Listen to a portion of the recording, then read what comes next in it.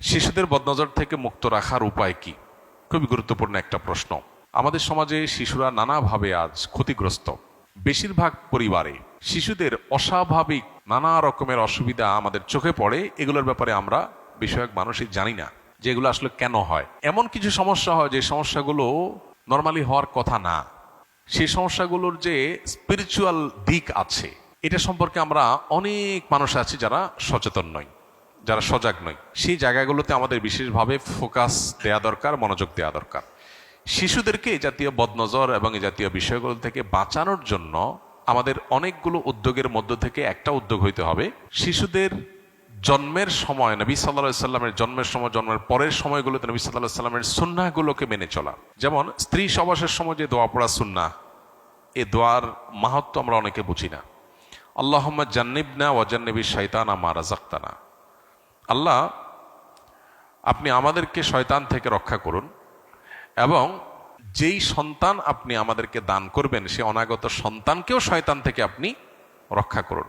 এই যে শয়তানের পাকড়াও, শয়তানের নজরদারি, শয়তানের প্রভাব, এটা থেকে বাঁচার জন্য সেই তখন থেকে নবী সাল্লাল্লাহু আলাইহি সাল্লামের দোয়ার এই শিক্ষা রয়েছে। এরপরে যখন দুনিয়াতে তারা ভূমিষ্ঠ হবে তখন রাসূল আকরাম সাল্লাল্লাহু আলাইহি সাল্লাম হাসান হোসেন রাদিয়াল্লাহু তাআলা আনহুমার জন্মের পর দোয়া করেছেন, ওয়াইজুকুমা বিকালিমাতিল্লাহি তাম্মা মিন শাররি কুল্লি শাইতানিন ওয়া হাম্মা ওয়া মিন কুল্লি আইনিন লাম্মা। এই দোয়াটা আমরা আমাদের সন্তানদের জন্য জন্মের পরপর পড়বো। এছাড়া সাধারণ অবস্থাতেও বেশি বেশি করে পড়তে পারি। এগুলোর মাধ্যমে শয়তানের প্রভাব থেকে মুক্ত থাকবে ইনশাআল্লাহ। এর বাইরে সন্তানদের জন্য বিশেষ আরও কিছু উদ্যোগ আছে। যেমন একটা উদ্যোগ হলো সন্ধ্যার সময় যখন সূর্য ডুবে, এই সময়টাতে হাদিসে পরিষ্কারভাবে সন্তানদেরকে বাহিরে রাখতে নিষেধ করা হয়েছে। আমাদের বাসা বাড়িতে দেখা যায় অনেক সময় পোলাপান সন্ধ্যার সময় খেলতে বের হয়। তারা বিকাল খেলতে বের হোক, কিন্তু সূর্য ডুবার আগে আগে তারা মসজিদে প্রবেশ করবে কিংবা বাসায় চলে আসবে। তারা বাইরে খেলাধুলায় থাকবে না। এই টাইমটাতে বিশেষ করে দুষ্ট শয়তানের এবং দুষ্ট জিনগুলোর অনেক বেশি বিচরণ হয় এবং তারা দুর্বলদের উপর আক্রমণ বেশি করে। দুর্বল বলতে শারীরিকভাবে ক্ষীণকায় কিংবা শিশু, বৃদ্ধ, অসুস্থ, এই মানুষগুলোকে টার্গেট করে তাদের উপরে আক্রমণটা একটু বেশি হয়। তো শিশুদের মধ্যে তাদের আক্রমণ অনেক বেশি হয়। এই জন্য এই সময়টাতে বিশেষ করে আমরা খুব যত্নের সাথে বাচ্চাদেরকে সূর্য ডুবার আগে আগে বাসায় ঢুকানোর চেষ্টা করব। তাদেরকে বাইরে রাখবো না। তাতে ইনশাল্লাহ তারা সেফ থাকবে, আল্লাহ চাহেন তো। আরও কিছু গুরুত্বপূর্ণ বিষয় আছে শিশুদেরকে ঘিরে। এর ভিতরে একটা হলো যে তাদের খাবারের সময় বিসমিল্লাহ বলা, তাদেরকে বলতে শেখানো, বাসায় ঢুকতে বিসমিল্লাহ বলা, সালাম দিয়ে প্রবেশ করা, টয়লেটে ঢুকার সময় দোয়া পড়ে ঢুকা, কারণ ভেতরে শয়তানের দুষ্ট জিনের উপদ্রব থাকে।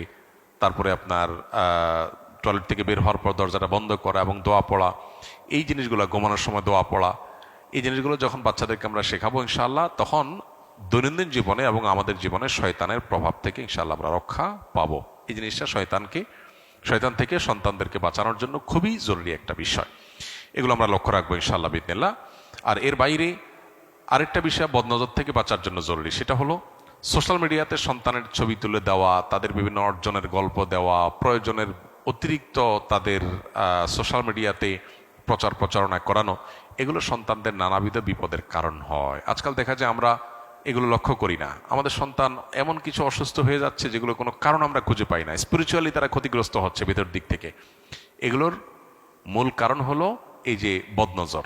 এই বদনজরের হাত থেকে বাঁচানোর জন্য প্রয়োজন ছাড়া তাদেরকে প্রদর্শন করে বেড়ানোর থেকে আমাদের বিরত থাকা দরকার। আমরা অনেকেই সোশ্যাল মিডিয়াতে দিয়ে দেই বা মানুষ সামনে নিয়ে যাই তাদেরকে এবং অন্যদের বদনজরের কবলে তাদেরকে ফেলে দেই।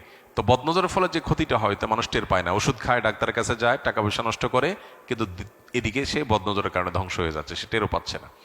তো এই জিনিসটা আমাদের খেয়াল করা দরকার যে প্রয়োজন ছাড়া সন্তানের বিভিন্ন ভালো দিকগুলোকে বাহিরে প্রকাশ করে বেড়ানো এটা ভালো কোনো বিষয় নয়। এমনকি বাবা মারও বদনজর লাগে যখন সন্তানের কোনো কিছু দেখে মনে হয় যে আমার খুব বেশি অভিভূত হয়ে গেছি, তখন আমাদের সুন্নাহ হলো মাশাআল্লাহ তাবারাকাল্লাহ বলা। মাশাআল্লাহ তাবারাকাল্লাহ যদি বলেন ইনশাআল্লাহ সন্তানের প্রতি বদনজর লাগবে না।